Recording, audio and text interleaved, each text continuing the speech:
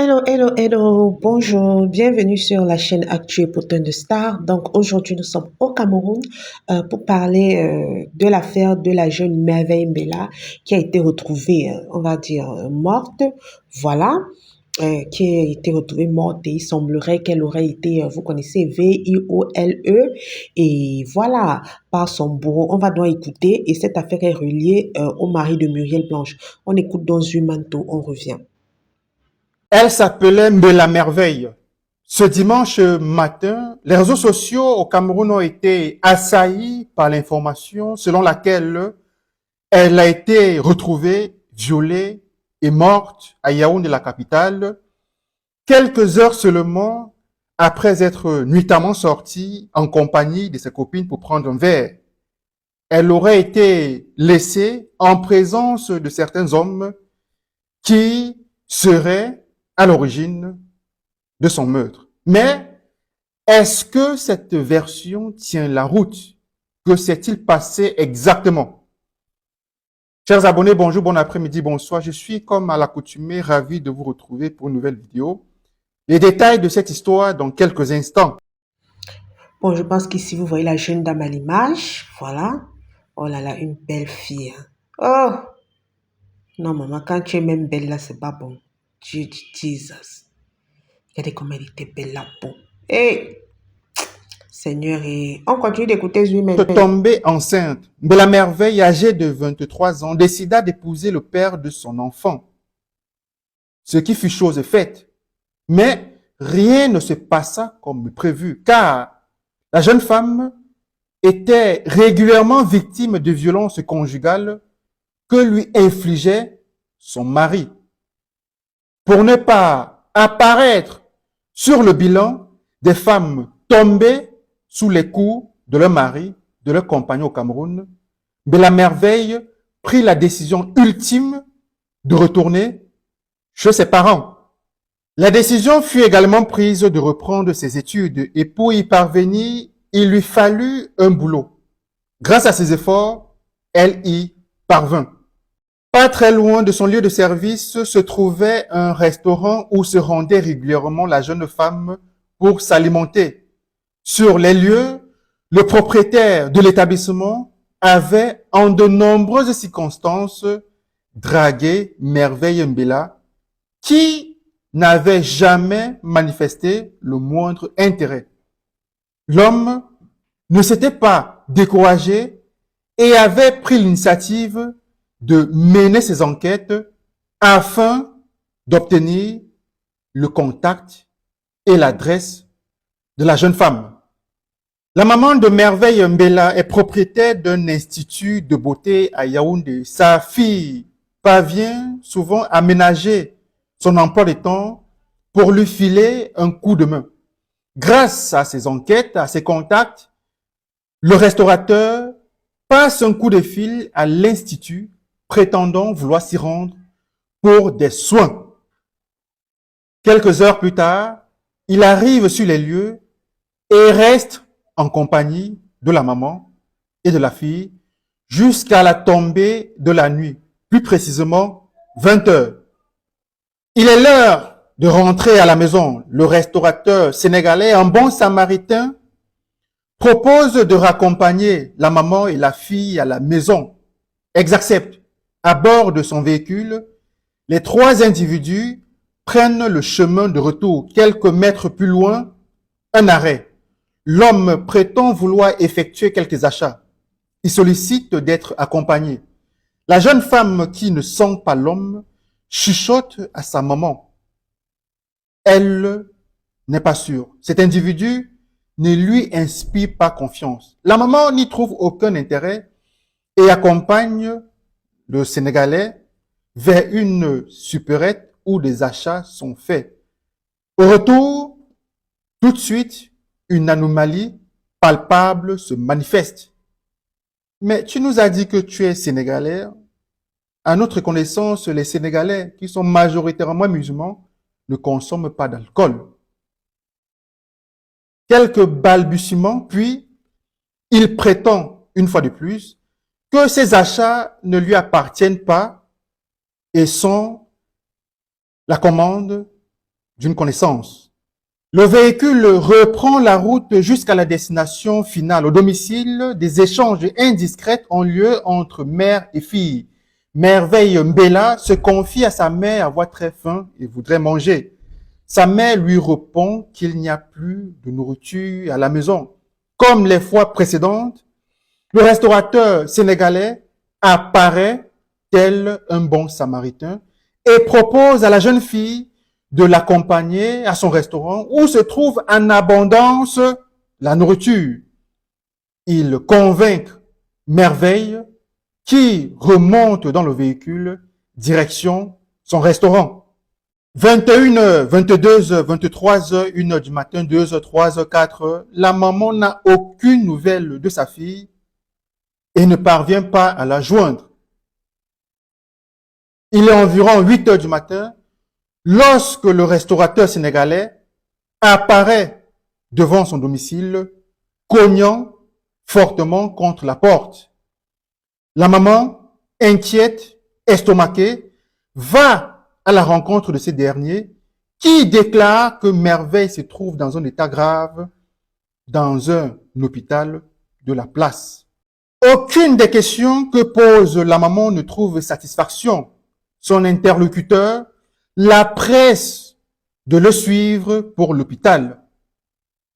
Arrivée sur les lieux, la maman rencontre un docteur qui lui déclare qu'il n'y a rien à faire car sa fille est arrivée morte.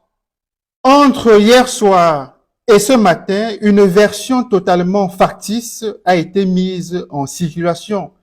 Version selon laquelle Merveille Mbela était sortie avec des copines qui lui auraient confié à un certain groupe d'hommes qui auraient abusé d'elle avant de l'assassiner.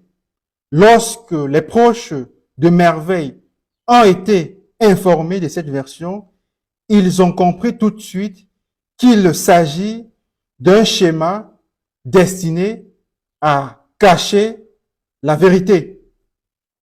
Les proches, sentant l'affaire se camerounéniser, sont entrés en contact avec le oncle commandant de brigade, qui à son tour a contacté ses collègues afin que, séance tenante, la vérité se sache.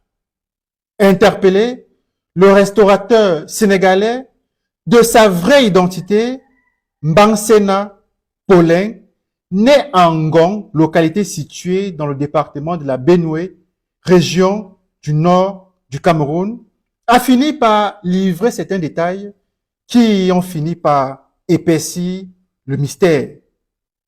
Mbansena Paulin est entraîneur sportif et connu par la plupart des hommes en tenue à Yaoundé car souvent sollicité lors des formations militaires.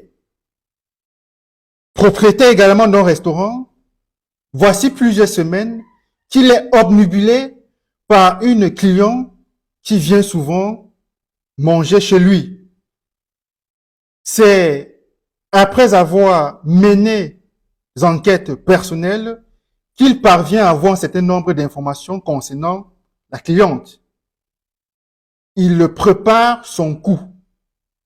Il sait où elle travaille et il connaît parfaitement l'institut de beauté de sa mère. Le soir où il raccompagne la maman et sa fille à leur domicile, il prétend vouloir lui donner à manger, prenant avec elle la jeune dame dans son véhicule jusqu'au restaurant où il la drogue, puis l'emmène à son domicile où il la viole à mort. Ces faits sont peu à peu confirmés par un ami de Merveille Mbela qui confirme avoir échangé avec Merveille Mbela le soir où elle s'était rendue au restaurant de Mbansena Paulin. Elle lui avait fait savoir qu'elle venait de manger dans ce restaurant et ne se sentait pas bien. L'assassin se trouve en ce moment dans les locaux du CED à Yaoundé. Si la famille de la défunte n'avait pas un oncle commandant, aurait-on jamais su la vérité? La version factice, fabriquée et mise à la disposition du public selon laquelle Merveille Mbela a été abusée et assassinée par des inconnus dans une boîte de nuit serait alors la version officielle et son bourreau n'aurait jamais payé de son crime devant la justice. Et pour les familles camerounaises qui n'ont pas d'oncle commandant, commissaire, que font-ils, que subissent-ils au quotidien? Chers abonnés, c'est sur ces questions que je prends congé de vous et je vous donne rendez-vous pour une nouvelle vidéo. On espère tous que justice sera faite. Alors, selon les déclarations de Zuimento, moi je ne parle que des déclarations de Zuimento, je ne parle pas d'autre chose, on peut voir en image le monsieur en compagnie du mari de Muriel Blanche, dont il semblerait que ce serait un grand ami au mari de Muriel Blanche. Il semblerait que le monsieur accusé de cet acte serait un grand ami du mari de Muriel Blanche. Voilà, bon, moi, comme j'ai toujours dit, même lors de l'affaire du père de l'idole, j'ai toujours dit, nous ne sommes pas responsables des actes de notre entourage, franchement. Nous ne sommes pas responsables des actes de notre entourage, surtout quand ces personnes-là sont des adultes. Comme j'ai dit, l'idole n'a rien à voir avec l'acte de son père, c'est la même chose. Le mari de Muriel Blanche n'a rien à voir avec l'acte de son ami, d'un de ses amis. Les associés, ce serait de mauvaise foi, mais on connaît, on connaît les sentiments d'animosité qui animent Zuimento envers le mari de Muriel Blanche, envers le couple Bienou. Donc moi, il faut laisser la justice faire son travail. Moi, je n'accuse personne, je partage juste l'information et dans la vie aussi, sachons nous entourer. Sachons nous entourer. Bon, tu peux être avec ton ami, tu ne connais pas le fond de son cœur. Mais moi, je n'arrive pas à comprendre. Tu as un grand bar, restaurant, tu as tout ça. Est-ce que tu manques des filles? Qu'est-ce qui arrive même parfois aux hommes? Est-ce que tu manques de filles même plus belles que Merveille, avec qui tu peux t'amuser? Qu'est-ce qui vous arrive? Qu'est-ce qui vous arrive? J'ai vu le snack bar, le lunch qu'on a montré qui t'appartient. Qu'est-ce qui vous arrive? Tu travailles même dans l'armée. Qu'est-ce qui vous arrive parfois, vous les hommes? C'est terrible quand même cette histoire.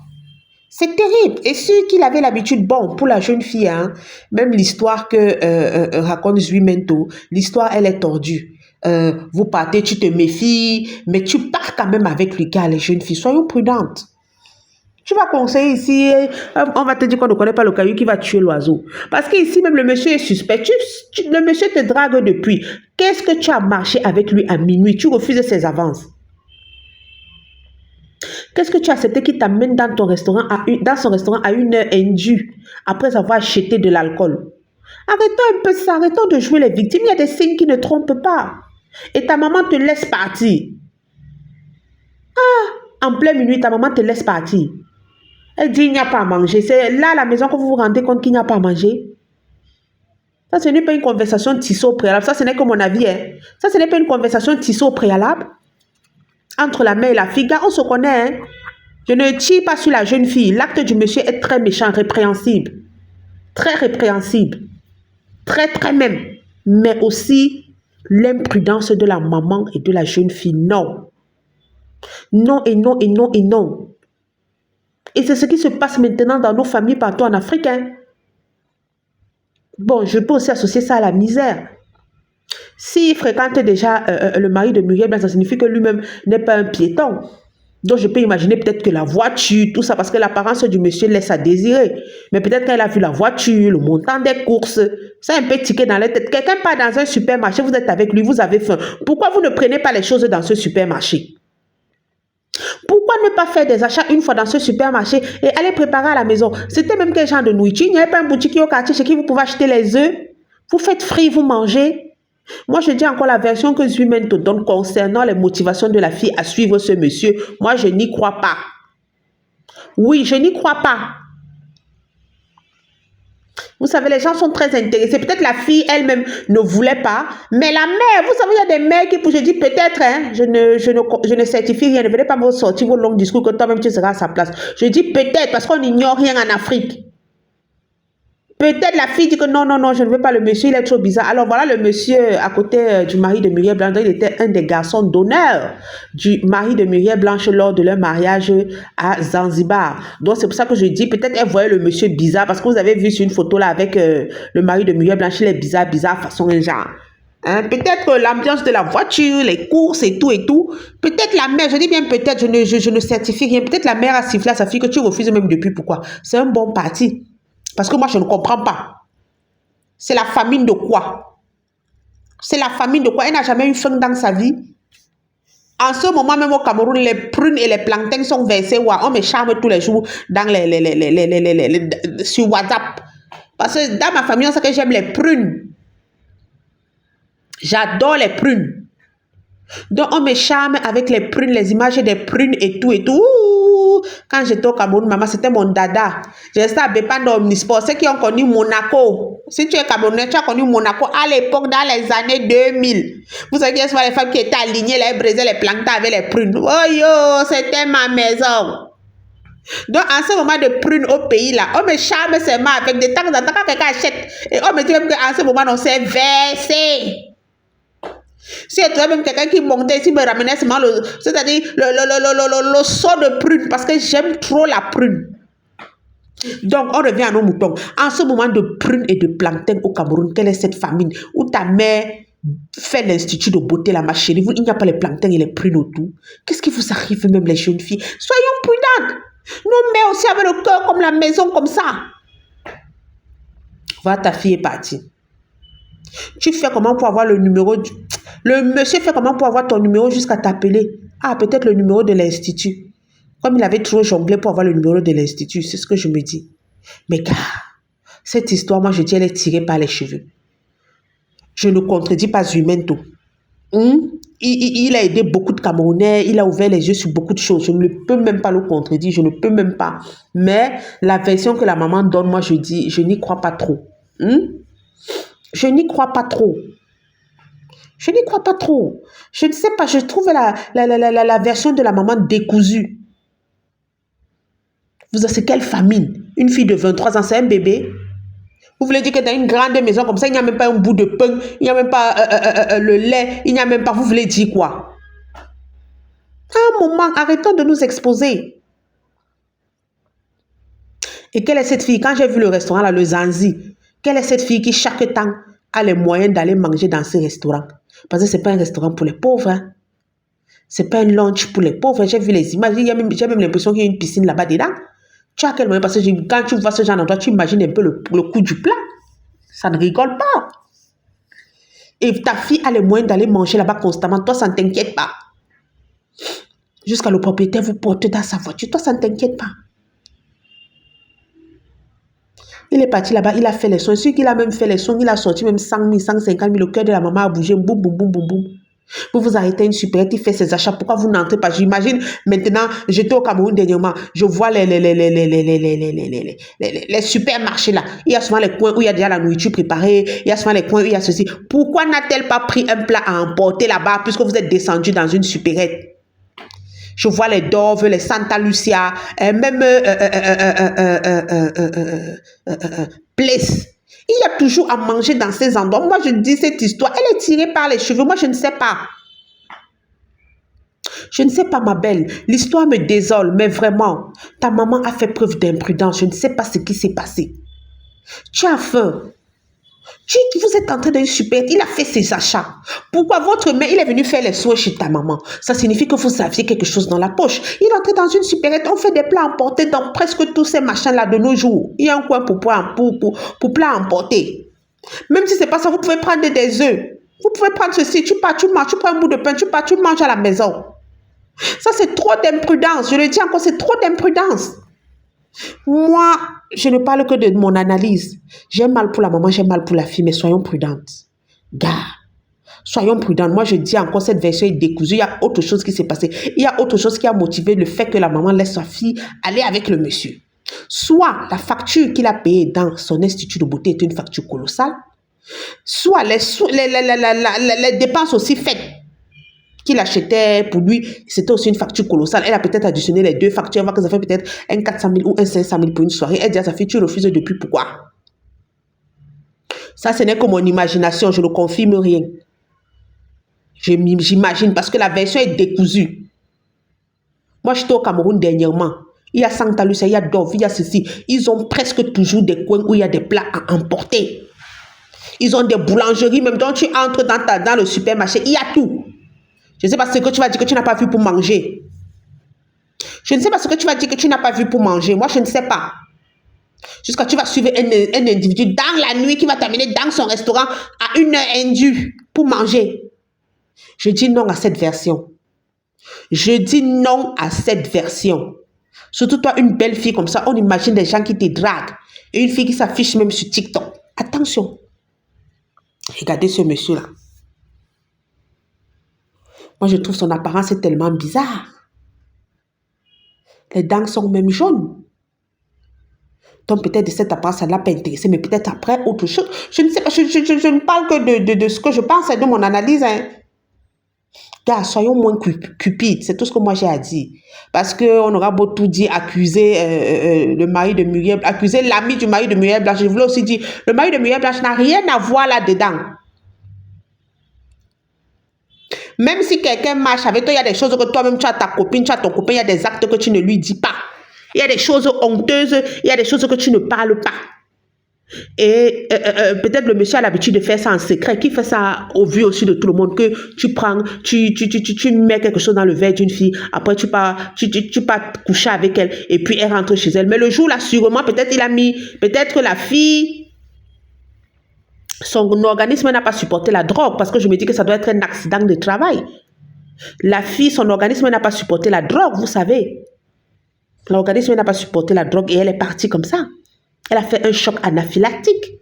Parce que si je me dis que c'est ça, parce que s'il fait ça, ce n'est pas la première fois, il a l'habitude. Il garde ça chez lui. Mais toi aussi, tu as toutes les filles que tu veux, un lunch comme ça. Tu as toutes les filles que tu veux. Qu'est-ce qui te prend les hommes et la sexualité, je ne sais pas ce que ça leur a fait. C'est tout ce que moi j'ai à dire. Les hommes et le sexe. Tu peux coucher toutes les filles que tu veux, mon cher. Tu as l'argent. Mais il faut encore que tu mettes les choses des drogues et tout ça. On connaît les drogues là, les drogues du violeur, etc., etc., etc. On connaît ça. Les chemsex et tout. Bon, il y a aussi des gens qui ne fonctionnent plus sans ça. Hein. On voit, ça a eu une grande expansion dans le milieu homosexuel, le chemsex. Hein? Le sexe à l'aide des produits chimiques, c'est-à-dire ça déculpe les sensations. On va même parler comme ça qu'il a fait quelque chose à la fille. Ça, ce n'est que mon analyse encore, je dis. Peut-être la fille l'a pris de façon consentante parce qu'on connaît le chemsex. Il a proposé à la fille, peut-être elle a accepté. Mais maintenant, elle a subi un choc anaphylactique. On ne connaît rien en fait. On ne connaît rien. Ça, je ne parle que de suppositions, je ne confirme rien. Pour ceux qui lisent, pour ceux qui s'instruisent, pour ceux qui connaissent, on connaît quand même les pratiques de chemsex. C'est très répandu dans le milieu homosexuel. On connaît. Parfois, la personne n'est pas consentante. Parfois, la personne est consentante. On te dit, on va te présenter une expérience qui va déculper tes sensations sexuelles. Hein? Qui va te faire ressentir le sexe au top niveau. Ok? Donc, on ne connaît vraiment pas ce qui s'est passé. Et je voudrais encore attirer la plaie, laisser les affaires d'argent. Moi-même, j'aime l'argent, mais soyons conséquents. Réfléchissons. Parce que tu peux me dire que tu sors d'une supérette, d'un hypermarché au Cameroun, où les hypermarchés, les boulangeries, les coins de plats à emporter, vous ne prenez pas la nourriture là-bas.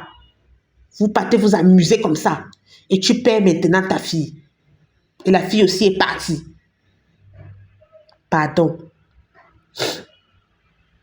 Pardon vraiment. Regarde comme elle est belle. Regarde comment elle est jeune. S'il vous plaît, les mamans, soyons prudentes. C'est ce que moi j'ai dit. Je n'accuse personne. Mais c'est une leçon. Soyons prudentes. Soyons prudentes. Soyons prudents. C'est tout ce que j'ai à dire. On attend l'enquête et on verra ce qui s'est passé. Nous sommes arrivés au terme de la vidéo. N'oubliez pas de vous abonner, liker, commenter et partager. On va se donner rendez-vous à une prochaine vidéo. Allez, bye bye.